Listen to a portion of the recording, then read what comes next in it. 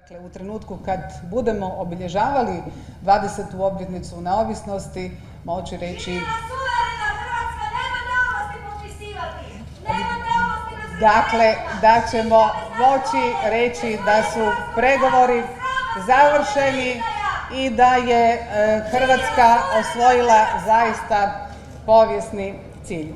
Dame i gospodo, na ovom putu zaista je puno učinjeno. Ja želim ovdje iskoristiti ovu prigodu i zahvaliti prije svega pregovaračima koji su radili na ovom poslu. Evo neki od tih, evo ovo je dokaz da je Hrvatska demokratska država u kojoj svatko ima pravo iskazati